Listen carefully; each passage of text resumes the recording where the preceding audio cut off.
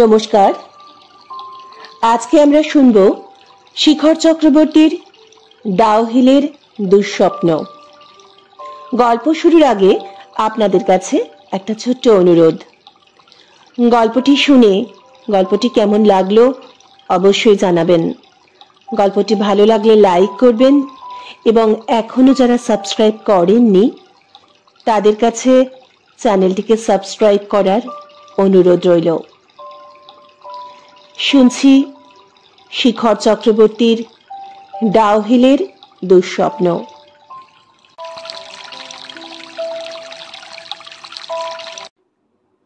গালের কেটে যাওয়া জায়গাটা রুমালে চেপে ধরে হোটেলের ফ্লোর অ্যাটেন্ডেন্ট ছেলেটার কাছে একটু ডেটল বা কিছু অ্যান্টিসেপ্টিক লোশন চেয়ে হতাশ হলাম। এত রাতে ম্যানেজারের স্টোর বন্ধ, চাবি নিয়ে সে অনেক আগেই বাড়ি চলে গেছে। बुद्धिटाओ अवश्य दिल সেই। ऊपर का फ्लोर में डॉक्टर बाबू है ना, उनके पास मिल सकता है। মনে পড়ে গেল, ঠিক কথা, ডক্টর শান্তিরাম গোমেজের সঙ্গে আজ বিকেলে আলাপ হয়েছে ক্যান্টিনে চা খেতে খেতে। ভদ্রলোক বিহারের জামালপুরের বাসিন্দা, ক্রিশ্চিয়ান, ওখানে একটা চার্চের ডাক্তার হিসেবে কাজ করেন, নিজের চেম্বারও আছে। চার্চের কাজটা অবশ্য শখে, চ্যারিটি। এখানে মানে হিলটপ হোটেলে উঠেছেন 311 নম্বর ঘরে। 3 তলার শেষ প্রান্তে হবে বোধহয়। দোতলার ঘরের বিন্যাস দেখে সেই রকমই মনে হয়। 3 তলার সিঁড়ির দিকে পা বাড়ালাম।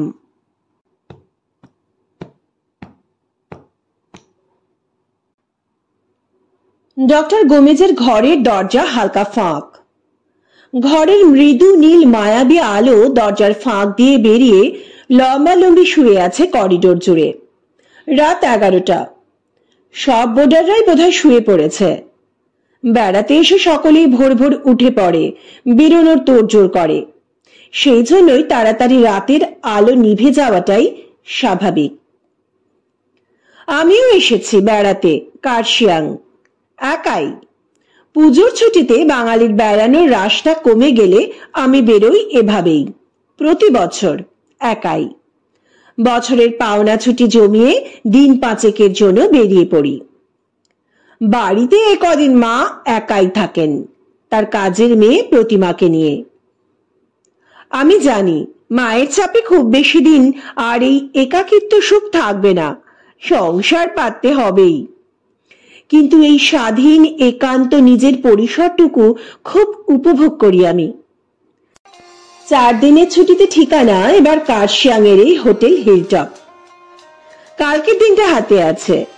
গতকাল ঘুরে নিয়েছি ডাউহিলের ইগলস ক্রেগ, সুভাষ বসুর স্মৃতি বিজড়িত নিবাস, ডাউহিল পার্ক। কাল যাওয়ার কথা আছে গিদ্দা পাহাড় ভিউ পয়েন্ট আর মকাইবাড়ি চা বাগান। এই 2 দিনের জমে থাকা দাড়ি কাটাটা খুব দরকার ছিল। বেশ অস্বস্তিকর হয়ে গালে লেগেছিল এই দিন 3 খোঁচা খোঁচা দাড়ি। এটা আমার একটা অপছন্দের বিষয়। নিজের হাতে শেভ করে সবসময় ক্লিন থাকতে পছন্দ করি, যদিও সেটা এই কদিন আর হয়ে ওঠেনি। কাল সকালে ঠান্ডায় তাড়াহুড়ো এড়াতে রাতেই তাই রেজর হাতে নিয়েছিলাম, আর তারপরেই এই বিপত্তি। অসাবধানতা বশত গালে একটা টানা কাটা আঁচড়, তার থেকে রক্তপাত। কে ওখানে? 311 থেকে গম্ভীর ঈষৎ স্খলিত গলায় প্রশ্ন ছুটে আসে। আমি একটু থতমত খেয়ে আত্মঘোষণা করি, আমি মিস্টার গুপ্ত। আপনার সঙ্গে আজকে বিকেলে ক্যান্টিনে চা খেতে গিয়ে আলাপ হয়েছিল। ভেতরের আহ্বান এবার সহজ উদাত্ত হয়। আরে মিস্টার গুপ্ত যে, কি ব্যাপার এত রাতে? ইনসমনিয়া, তাই পায়চারি নাকি? আমি কুণ্ঠা ভরে ঘরের মেঝেতে পা দিই। আমাকে দেখেই একটু চমকে ওঠেন ডাক্তার। আরে গাল কাটলো কি করে? আর বলবেন না, বিগত 2 দিন গালে খোঁচা খোঁচা দাড়ি নিয়ে ঘুরে বেড়াচ্ছি, ভীষণ অস্বস্তিকর। কাল সকালে আবার গিদ্দা পাহাড় আর মকাই বাড়ি যাওয়ার কথা আছে। সকালের তাড়াহুড়ো এড়াতেই এই এখন উদ্যোগ নিয়েছিলাম, আর তারপরেই এই বিপত্তি। কোনো ওষুধ কিছু আছে আপনার কাছে, মলম জাতীয় বা ডেটল? আপনি ডাক্তার মানুষ, তাই ভাবলাম। ও আচ্ছা, এই ব্যাপার। তা বেশ, অবশ্যই আছে। উঠে গিয়ে নিজের লাগেজ খুলে একটা ফার্স্ট এড কিট ব্যাগ বার করে তার থেকে একটা স্যাভলনের শিশি বের করে এগিয়ে দিলেন।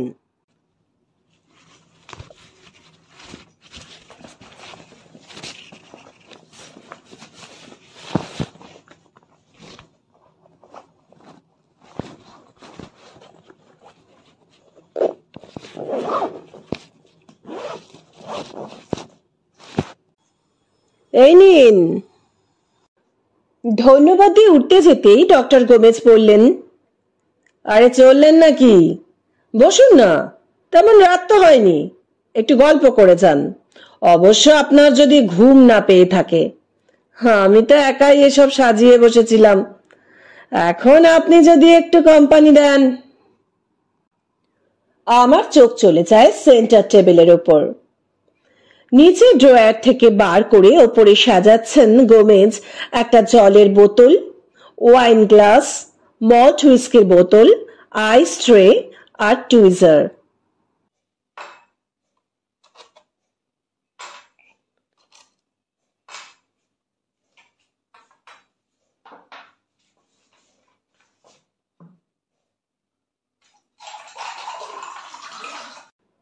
চলে তো, মিস্টার গোমেজ বললেন। আমি সবিনয়ে প্রত্যাখ্যান করি। সিগারেট? আমি সম্মতি জানাই। হাত বাড়িয়ে একটা হাফ প্যাকেট গোল্ড ফ্লেক এগিয়ে দেন গোমেজ। একটা তুলে নিয়ে সোফায় বসলাম। বুঝলাম আরো কিছুক্ষণ যাবে এখানে গল্প করে। সদ্য উপকার পেয়েছি, না করে দিয়ে চলে যাওয়া ঠিক হবে না। দীর্ঘদেহী সুদর্শন ডক্টর গোমেজ এরপর ধীর মন্দ্র স্বরে বলে চলেন নানান গল্প, মূলত নিজের জীবনের গল্প। মাঝে মাঝে আমার প্রশ্ন গল্পের স্রোতকে উজ্জীবিত করে। রাত বাড়তে থাকে, সময় এগোয়। বোতলের তরল কমতে কমতে অর্ধেক হয়ে আসে। বাইরে ঝিরিঝিরি পাহাড়ি বৃষ্টি শুরু হয়। কয়েকবার উঠে বলতে গিয়েও কেন যেন আটকে যাই। মন্দ লাগে না শুনতে এক অনাথ কুড়িয়ে পাওয়া শিশুর চার্চের তত্ত্বাবধানে বেড়ে ওঠা, জীবনে প্রতিষ্ঠা লাভের গল্প। পুরোটা একটা সিনেমার কাহিনীর মতো চোখের সামনে ফুটে উঠতে থাকে। এর মধ্যে বারবার অনুরোধ উপরোধ ফেলতে না পেরে ৩-৪ বার অনভ্যস্ত হাতে তুলে নিয়েছি পানীয়ের গ্লাস। ডক্টর গোমেজ বলে চলেছেন,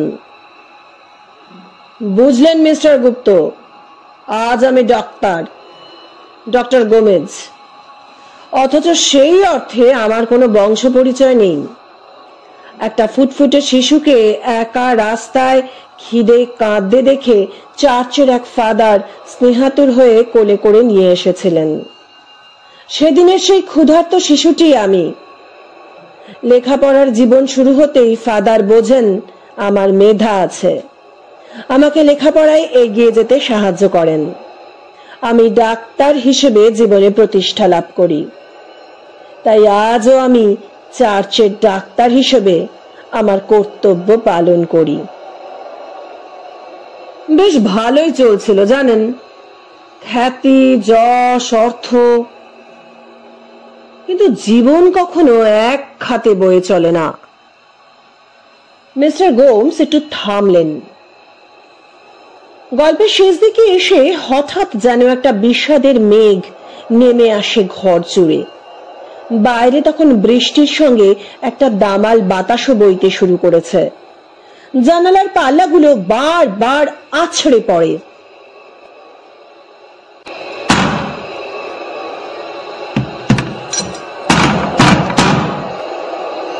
ডক্টর গোমেজ উঠে গিয়ে জানলা বন্ধ করে দিয়ে এসে বসেন। একটা সিগারেট ধরিয়ে আবার শুরু করেন।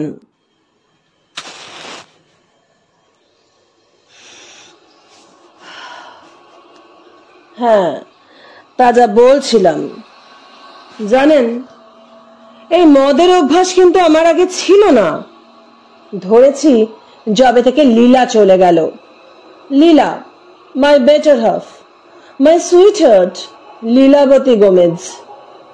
ভারী টিপসি। লাল হয়ে ওঠা গোমেজের চোখ মুখ জুড়ে যন্ত্রণা ছায়া ফেলে। ডক্টর গোমেজ বলে চলেন, চলে গেল। চলে গেল না আমি শেষ করে দিলাম? I don't know, but I was only responsible for that mishap. আমার গাফিলতি, আমার ভূমিকাই ছিল সবচেয়ে বড় ওর চলে যাওয়ার পেছনে। বুঝলেন মিস্টার গুপ্ত, এই সেই অভিশপ্ত জায়গা, কাল সেই অভিশপ্ত দিন। 2015 গত বছর 22শে অক্টোবর এই হোটেলেই উঠেছিলাম আমরা দুজন। সেদিন ভোর ভোর হেঁটে বেরিয়েছিলাম ডাউহিল রোড ধরে। ইচ্ছে ছিল পাহাড়ের কুয়াশা মাখা শীতল নিস্তব্ধ ভোর দেখব। ডাউহিল রোড থেকে একটা রাস্তা ছিঁড়ে গিয়ে পাহাড়ের কোল বরাবর মাটি পথ ধরে এগিয়ে গেছে, দেখেছেন হয়তো। ওই পথ ধরে একটু এগোলেই একটা ভিউ পয়েন্ট আছে, নাম মেনসিং পয়েন্ট। আসলে এটা বোধহয় ব্রিটিশ আমলে বানানো হয়েছিল টুরিস্ট অ্যাট্রাকশনের জন্য। এটার একটা বৈশিষ্ট্য আছে, এই পয়েন্টটা প্রায় একরকম ঝুলন্ত, আর এখান থেকে পাহাড়ের যে পাশটা দেখা যায় সেটা ইউনিক। অন্য কোনো পয়েন্ট থেকে সেই অ্যাঙ্গেলটা ক্যাচ করে না। এসব আমি এখানকার লোকেদের থেকে শুনি এখানে আসার পর। তারপরই ঠিক করি ওটা দেখতে যেতে হবে। সেদিন ভোরে আমরা দুজন হাঁটতে হাঁটতে ওখানেই চলে গেলাম। গোমেজের দীর্ঘ অবসন্ন বয়ানে উঠে আসে সেদিনের ঘটনা। আমি স্থানুর মতো শুনে যাই। সহানুভূতি বা মাঝে প্রশ্ন করা বেকার বুঝে একতরফা শ্রোতা হয়েই থাকি। তিনি বলে চললেন, ব্রিটিশরা এটা পর্যটক আকর্ষণের জন্য বানালেও মূল রাস্তা থেকে একটু বিচ্ছিন্ন হয়ে যাওয়ায় সেভাবে ভিড় জমাতে পারেনি। ডাউহিল রোডের ওপরেই অনেক ভিউ পয়েন্ট আছে, সেগুলোই পর্যটক টানে বেশি। অনাদরে অযত্নে অপরিচ্ছন্ন হতশ্রী হয়ে রয়ে গেছে এই মেনসিং ভিউ পয়েন্ট। কিন্তু এখান থেকে উল্টো দিকের পাহাড়ের দৃশ্য যে কি অসাধারণ আপনাকে কি করে বোঝাবো। না নিজের চোখে দেখলে বিশ্বাস করবেন না। তার সঙ্গে যোগ হয়েছে সদ্য ঘুম ভাঙা প্রকৃতির কুয়াশা মাখা রূপ। I gaze across the valley at the mute brown hills beyond, dappled with dark round oaks that remind me of Africa's veld. What lies beyond you, hills? I asked, trying to peer with imagination's eye beyond and beyond and beyond into the heart of the world. Max রিফের একটি কবিতার প্রথম কটা line এগুলো। ইংরেজি সাহিত্যে আমার একটু প্রীতি আছে। সেদিন সেই মুহূর্তে আমার এই লাইনগুলো মনে পড়ে গেছিল। প্রথমে গুনগুন করে, তারপর উদাত্ত কণ্ঠে আবৃত্তি করতে লাগলাম এই ম্যাক্স রিফ। লীলাও আমার আবৃত্তির ভক্ত। পাশ থেকে ও উৎসাহ দিতে থাকে। আমি বেশ পোয়েটিক হয়ে আরো তুলে আনি দ্য উডস। দূর পাহাড়ের দিকে চোখ রেখে তারপর চোখ বুজে আবৃত্তি করতে থাকি। লীলা ঘুরে ঘুরে বিভিন্ন অ্যাঙ্গেল থেকে পাহাড়ের এই অনির্বচনীয় সৌন্দর্য ক্যামেরায় ধরতে থাকে। হঠাৎ ঘটল ছন্দপতন। লীলার কণ্ঠে তীব্র একটা আর্তনাদ। তারপরই উল্টো দিকের পাহাড় থেকে ভেসে আসা তার প্রতিধ্বনি আমার অন্তরাত্মা কাঁপিয়ে দেয়। চোখ খুলে পেছনে ঘুরে আর কাউকে দেখতে পাই না। শুধু এক জায়গায় রেলিং এর একটা জংধরা জয়েন্ট খুলে বাইরের দিকে শূন্যে দোল খাচ্ছে। হালকা কুয়াশার মধ্যেও দেখতে পাচ্ছি ভেঙে ঝুলে যাওয়া রেলিং এর নিচের দিকে আঁকড়ে ধরা চুড়ি পড়া একটা হাত। দৌড়ে গিয়ে হাঁটু গেড়ে বসে ধরে ফেললাম লীলার হাত। লীলা শূন্যে ঝুলছে, হাউ হাউ করে আতঙ্কে কাঁদছে। আমি সর্বশক্তি দিয়ে ওকে টেনে তোলার চেষ্টা করছি। শারীরিক শক্তি আমার নেহাত কম নয়, কিন্তু লীলার ধারে কাছে ওই জায়গাটায় কোনো সাপোর্ট নেই যেখানে ও শরীরটা রাখতে পারে বা পা দিয়ে চাড় দিতে পারে। আমার এই হাত এই অসম্ভব ভারে ক্রমশ দুর্বল হতে লাগলো। চেঁচিয়ে কোনো লাভ নেই, কারণ ত্রিসীমানায় কোনো জনপদ নেই, আর সমস্ত শক্তি দিয়ে এই ভার ধরে রাখতে গিয়ে গলা দিয়ে আওয়াজও বেরোচ্ছে না। লীলার রক্তশূন্য মুখের দিকে তাকিয়ে বুঝতে পারছি সেও বুঝছে আমি এক অসম শক্তি পরীক্ষায় নেমেছি। ঘেমে ওঠা হাত স্লিপ করতে আরম্ভ করেছে। গোমেজ থামলেন, চোখ বুঝে নিস্তব্ধ অনেকক্ষণ বসে রইলেন।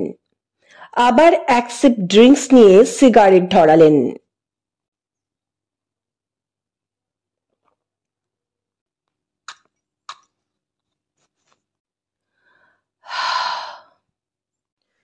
বললেন,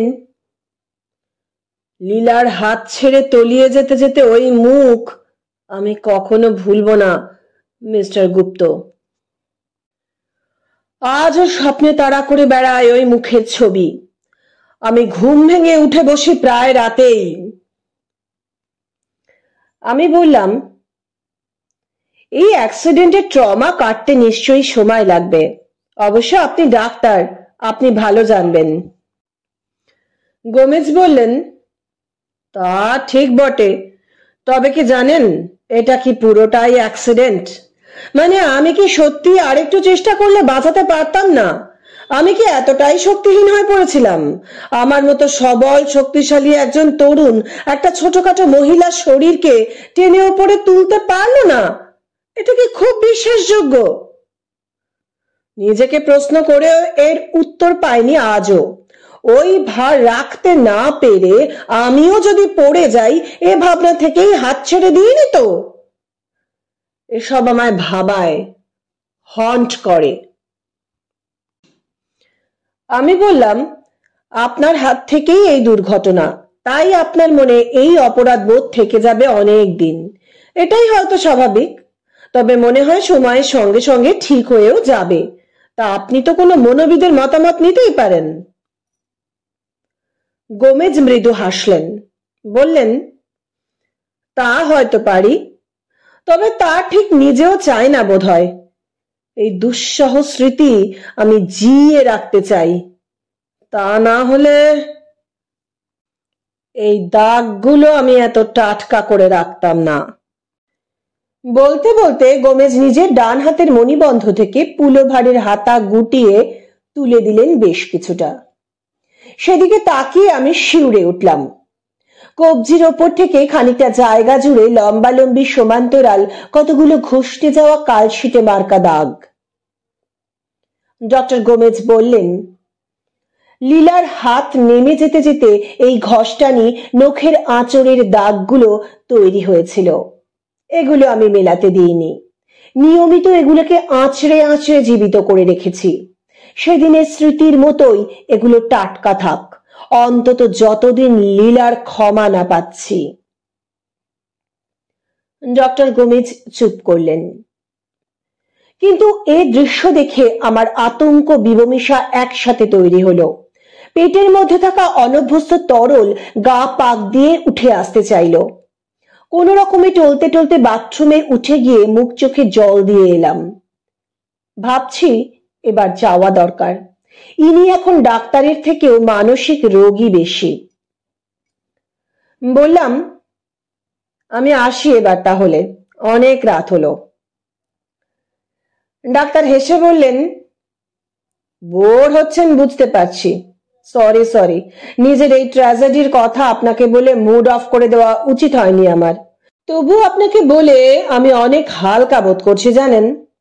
থ্যাঙ্কস, আপনি এতক্ষণ আমাকে সহ্য করেছেন। আর 5 মিনিট নেব আপনার, প্লিজ। অগত্যা আবার বসলাম। ডাক্তার উঠে গিয়ে একটা ব্যাগ থেকে একটা বস্ত্র খণ্ড বার করে এনে আমার হাতে দিয়ে বললেন,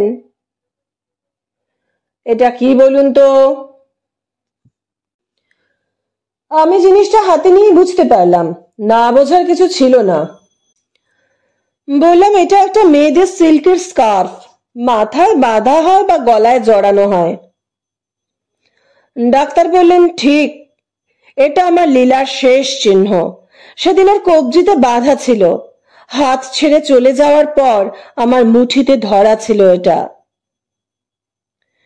আমি খুলে দেখলাম ভিতরে সুন্দর সুতোর কাজ করে লেখা লীলা।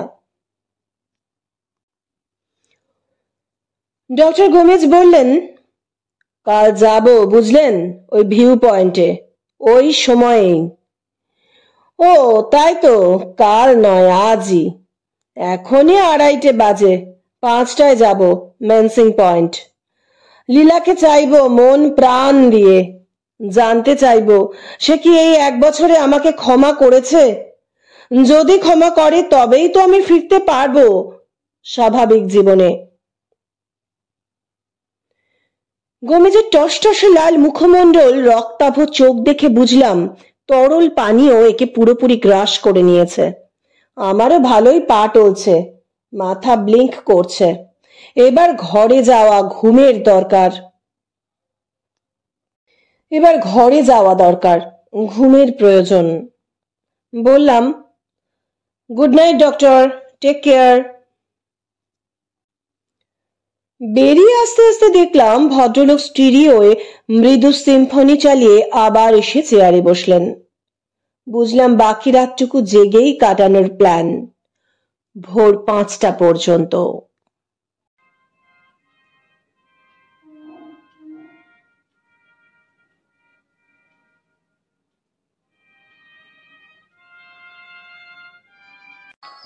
কতক্ষণ ঘুমিয়েছি জানি না, একটা অস্বস্তি নিয়ে ঘুম ভাঙলো।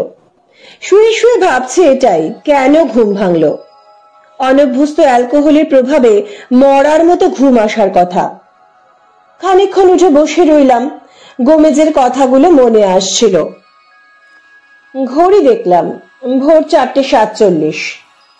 আবার শুতে গিয়ে চোখ গেল কাল রাতে ফিরে তড়িঘড়ি ছেড়ে রাখা চেয়ারের উপর দাঁড়ি করে রাখা জামা প্যান্টগুলোর উপর।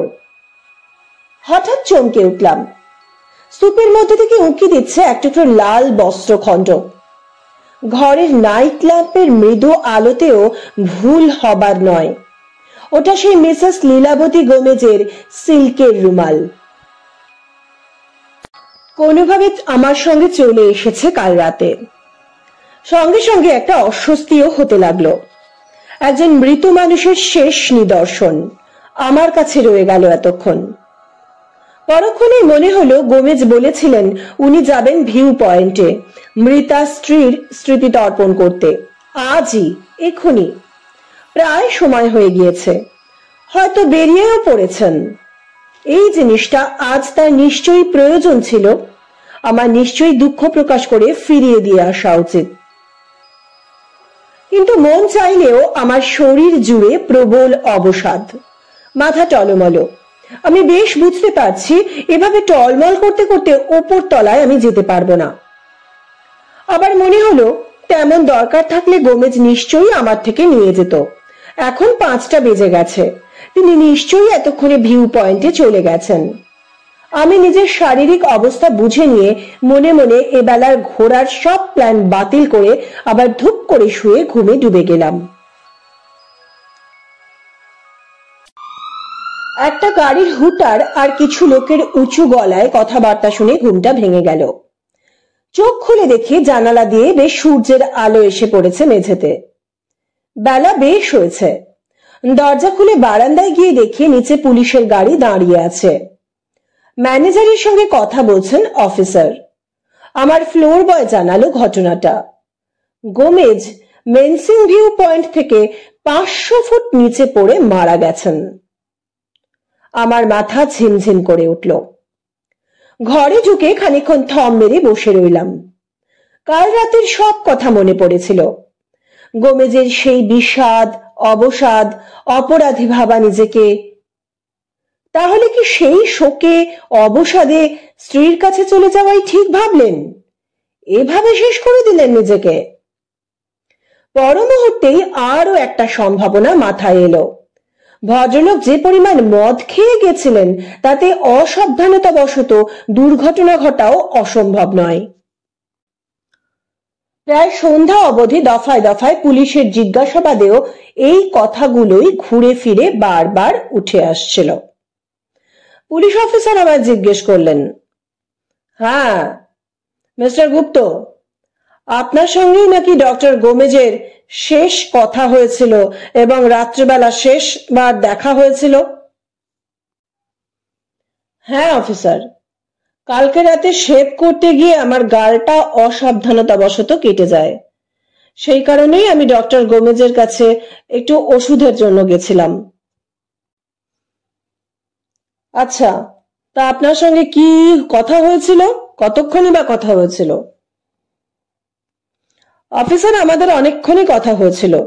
উনি ওনার জীবনের সমস্ত ঘটনা আমাকে কালকে বলছিলেন। ওনার স্ত্রী গত বছর এই দিনই ভোর 5টার সময় মেনসিং পয়েন্ট থেকে পড়ে গিয়ে মারা গিয়েছিলেন। ডক্টর গোমেজ এই নিয়ে আত্মগ্লানিতে ভুগছিলেন। এই জন্যই উনি আজকে ভোর 5টার সময় ওখানে গিয়েছিলেন। ও আচ্ছা আচ্ছা মিস্টার গুপ্ত, ঠিক আছে, প্রয়োজনে আপনাকে আবার জিজ্ঞাসাবাদ করব। পুলিশ অফিসার আমার বয়ান বারবার নিচ্ছিলেন, কারণ হোটেলের ফ্লোর বয় জানিয়েছিল যে কাল রাতে আমি গোমেজের ঘরে ওষুধ চাইতে গিয়ে থাকতে পারি এবং আমিও সেটা অস্বীকার করবার কোনো কারণ দেখিনি। অফিসারকে কাল রাতে সমস্ত ঘটনা কথাবার্তা বিস্তারিত বলেছি। তাতে অফিসারের কাছে আত্মহত্যার তত্ত্বটাই বেশি বিশ্বাসযোগ্য মনে হয়েছিল। তাছাড়াও ভিউ পয়েন্টে কোনো রেলিং ভাঙা টাঙা ছিল না, মানে দুর্ঘটনা হয়তো নয়। অফিসারের কাছে পড়ে থাকা মৃত গোমেজের ছবি দেখে আমি শিউরে উঠলাম। অফিসারের ভ্রু কুঁচকে উঠল। বললেন, কি হলো মিস্টার গুপ্ত, আপনি চমকে উঠলেন কেন? Anything wrong? অফিসারের প্রশ্ন শুনে কোন রকমে নিজেকে সামলালেও ভেতরের গুড়গুড়টা গেল না। মুখে বললাম বটে, না না কিছু না, আসলে সদ্য দেখা মানুষটার মৃতদেহ তো একটু শক লাগলো। আসলে আমার চোখ তখন আটকে আছে গোমেজের মৃতদেহের পাশে পড়ে থাকা লাল সিল্কের স্কার্ফটার ওপর। এটার কথা আমি এতক্ষণ ভুলেই গেছিলাম। চেয়ারটার দিকে তাকিয়ে দেখি কালকের সেই সব জামা কাপড় একইভাবে পড়ে আছে, সেখানে কোনো স্কার্ফ নেই, বরং আমার খয়েরি রঙের রুমালটার একটা পাশ দেখা যাচ্ছে। বুঝলাম, মানে বোঝার চেষ্টা করলাম, ঘুম চোখে নেশার ঘোরে এমন দৃষ্টিভ্রম হওয়াটা কিছু অস্বাভাবিক নয়। অফিসার হোটেল ম্যানেজারের বয়ানেও জেনেছিলেন গোমেজের স্ত্রী গত বছর অ্যাক্সিডেন্টের কথা। আজ গোমেজ ভোরে বেরিয়ে যাবেন আগে থেকে বলে রাখায় কোলাপসোপো গেটে তালা দেওয়া ছিল না। অফিসার মোটামুটি তদন্ত শেষ করে সন্তুষ্ট হয়ে বিকেলে বিদায় নিলেন। আমাকেও রিলিজ দিলেন যাতে কাল যথাসময়ে আমি বাড়ি ফেরার গাড়ি ধরতে পারি। তবে বলে রাখলেন প্রয়োজনে লোকাল থানার মাধ্যমে যোগাযোগ করা হতে পারে। আমি জানি এটা রুটিন সতর্কবার্তা, তাই হাঁফ ছেড়ে বাঁচলাম।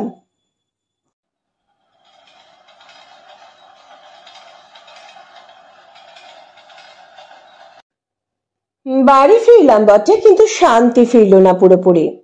48 ঘন্টার মধ্যেই লোকাল থানায় ডাক এলো। দুরু দুরু বুকে হাজির হলাম। তদন্তে একটা নতুন তথ্য উঠে এসেছে। কার্শিয়াং থানার সেই অফিসার ফোনে আমার বয়ান রেকর্ড করলেন। লোকাল থানায় আমার এজাহার লিখে সই করানো হলো। নতুন বিষয়টা এই যে হিলটপ হোটেলের এক অ্যাসিস্ট্যান্ট কুক ভোর রাতে ওই 5টা নাগাদ বাথরুম করতে উঠে জানলা দিয়ে আমার মতো কাউকে সামনের ডাউহিল রোড ধরে অকুস্থলের দিকেই যেতে দেখেছেন। আবার সঙ্গে নাকি এক মহিলাও ছিল। সেদিন ভয়ে এসব আগ বাড়িয়ে বলেনি কাউকে, পরে মনে হয়েছে জানানো দরকার, তাই ম্যানেজারকে বলে, ম্যানেজার পুলিশকে বলে। আমার মাথায় আকাশ ভেঙে পড়ল। এসব হচ্ছেটা কি আমার সঙ্গে? আমি বেমালুম সেদিন ভোরে অকাতরে ঘুমিয়েছি, এর বাইরে আমার কিছু মনে নেই। অফিসার অবশ্য সেই ছেলেটির কথায় খুব বিশ্বাস করেছেন বলে মনে হলো না। অফিসার বললেন, এরা সব লোকাল মদ খেয়ে নিত্য নেশা করা ছেলে, সে রাতেও নেশা করে শুয়েছিল, তারপর এত দূর থেকে দেখা নিশ্চিত করে আইডেন্টিফাই করা মুশকিল। আবার বলছে সঙ্গে মহিলা, সে আবার কোত্থেকে এলো? যাক, আপনি যদি ইনভলভড না থাকেন তবে ঘাবড়ানোর দরকার নেই, আমরা এদিকটা দেখছি আরো ডিটেলে, আবার আপনাকে ডাকা হতে পারে। Don't leave station. তবে আর একটা নতুন ডেভেলপমেন্ট আছে। গোমেজ ভদ্রলোক একেবারে নিপাট ভদ্রলোকও ছিলেন না। আমরা বডি হ্যান্ডওভার করতে গিয়ে জেনেছি ভদ্রলোকের বিরুদ্ধে ডোমেস্টিক ভায়োলেন্সের অভিযোগ ছিল। বউয়ের গায়ে হাত তুলতো, ফ্যামিলির লোক ও বাইরের লোকেরাও জানতো, যদিও এখন এসব আর কোনো কাজের কথা নয়। মোট কথা, ওনার স্ত্রীর মৃত্যুটা নেহাত অ্যাক্সিডেন্ট নাও হতে পারে। আফটার অল কোনো সাক্ষী নেই সেই দুর্ঘটনার। এই পর্যন্ত বলে অফিসার ফোন ছাড়লেন। আমি খানিক আতঙ্ক বিহ্বলতা নিয়ে হতবুদ্ধি হয়ে থানা থেকে বেরোলাম। সরাসরি অবশ্য বাড়ি আসেনি, একবার আমার পাড়ার ডাক্তারের চেম্বার হয়ে এলাম পূর্ব পরিকল্পনা মতোই।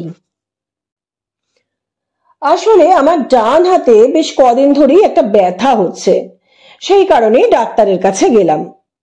ডাক্তার আমার ডান হাতটা কোলে নিয়ে টর্চ জ্বেলে খানিকক্ষণ ভালো করে পরীক্ষা করে বললেন, মিস্টার গুপ্ত, এগুলো তো স্ক্র্যাচ মার্ক বলেই মনে হচ্ছে, কোথাও আঁচড় টাচড় লেগেছিল নাকি?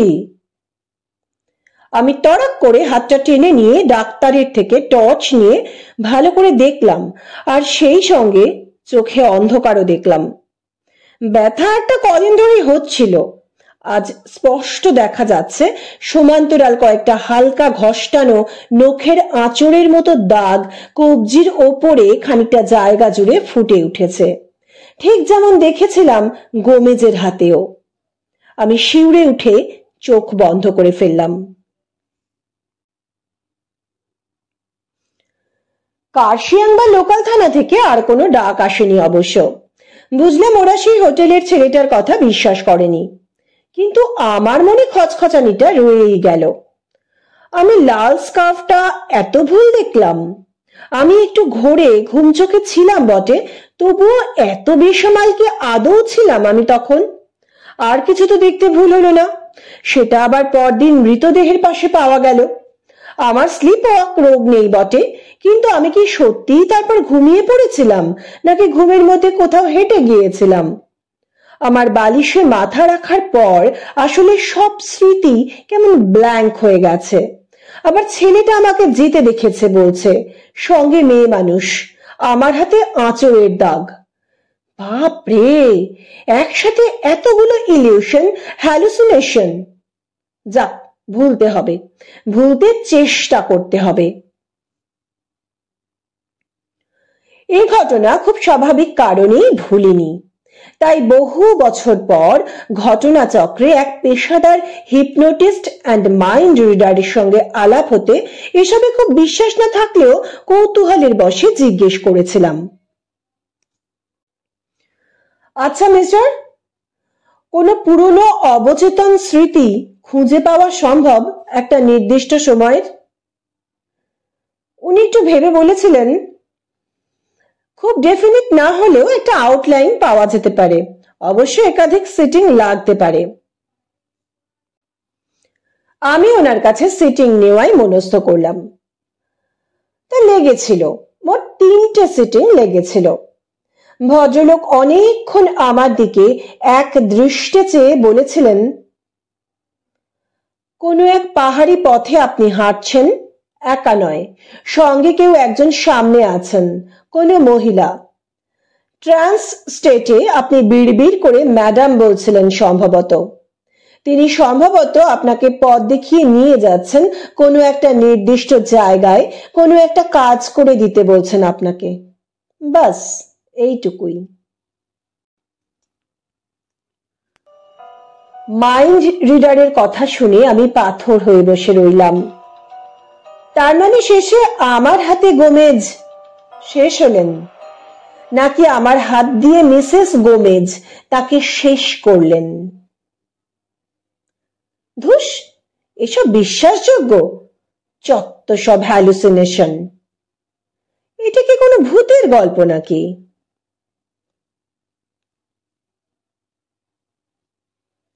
বন্ধুরা, আজকের গল্প এখানেই শেষ হলো। গল্পটি কেমন লাগলো অবশ্যই জানাবেন। সুস্থ থাকবেন, ভালো থাকবেন। নমস্কার।